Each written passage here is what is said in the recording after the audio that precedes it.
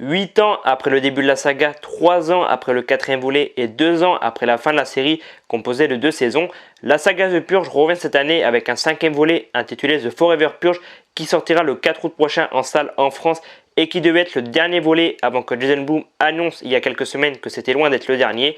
On nous avait annoncé que ce 5e volet serait dynamique et effrayant et se finirait en apothéose avec une belle conclusion. Et alors les promesses sont-elles tenues pour The Forever Purge? Bon, je pense que vous le savez, je suis un grand fan de cette saga depuis qu'elle a été lancée en 2013, bien que je n'ai commencé à regarder la saga qu'en 2016, quelques jours avant la sortie du 3e volet au cinéma, parce qu'à l'époque je n'étais pas hyper fan des films d'horreur, même si bon, la saga The Purge, je ne fais pas hyper flipper.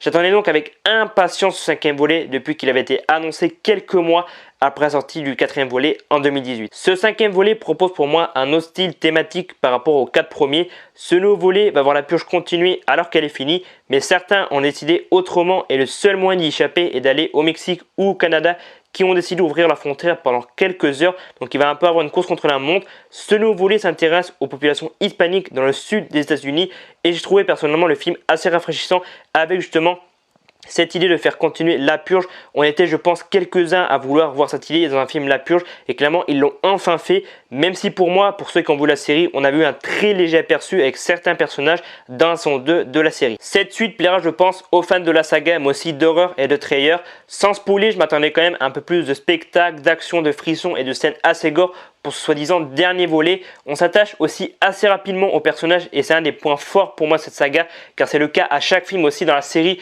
qui est composée de décisions. Clairement, si vous n'avez pas encore vu la série, allez la mater parce que vraiment c'est très différent par rapport au film et clairement même dans la série on s'attache assez rapidement aux personnages, donc c'est clairement pour moi un des points forts de cette saga The Purge.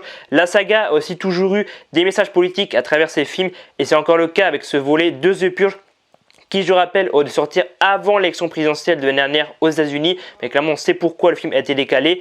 The Forever Purge n'est clairement pas le meilleur de la saga. Si personnellement je devais faire un classement, ce serait en première place le 3e. Clairement c'est une masterclass, clairement je pense pas qu'il faut faire mieux que le 3e volet, on verra, mais clairement je ne crois pas. 5 sur 5 pour le 3e.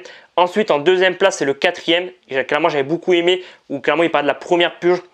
Comment avait été créée la purge et clairement voilà, voir comment s'était passé la première purge. J'avais beaucoup aimé l'avant-dernier volet. Donc en 2e place le 4e volet 5 sur 5. En 3e place le premier 4 sur 5 qui était vraiment très cool, mais clairement ça vaut pas le 3e et le 4e. En 4e place le 2e volet 4 sur 5 comme le premier. Et donc en dernière place en 5e position c'est le 5e volet. Clairement je mets 3,5 sur 5. Au début j'avais mis 4. Après je me suis dit ça vaut pas le premier et le 2e volet, donc ouais je pense que 3,5 sur 5 c'est la note que mérite The Forever Purge, parce que clairement on nous avait promis, voilà, comme j'ai dit en intro, que ça finirait en apothéose avec une belle conclusion, ça serait effrayant et tout. Au final je l'ai pas trouvé tant effrayant que ça et je m'attendais que ça finisse quand même un peu plus en apothéose que ça, même si vous verrez qu'à la fin que ça finit quand même d'une façon assez particulière, mais ouais ça reste quand même un bon divertissement avec de bonnes idées, ça fait le taf et ça ouvre clairement la possibilité d'un 6e volet avec une fin quand même assez explosive comme j'ai dit il y a quelques secondes, voilà, avec une fin assez particulière. Donc ouais, je pense que ce 5e volet, si vous avez aimé les 4 premiers, que vous aimez la saga The Purge comme moi, enfin American Nightmare, mais je préfère dire moi en version VO, enfin en version originale, clairement ouais, j'ai bien aimé, mais je m'attendais quand même un peu mieux. Donc voilà, je pense que 3,5 c'est la note que mérite ce 5e volet et j'espère qu'il y aura un 6e volet parce que je suis un grand fan de cette saga. J'ai vu les deux saisons de la série clairement et clairement je vous recommande la série si vous aimez la saga. Peut-être que certains d'entre vous ne savaient pas qu'il y avait une série The Purge qui existait, bah clairement c'est le cas.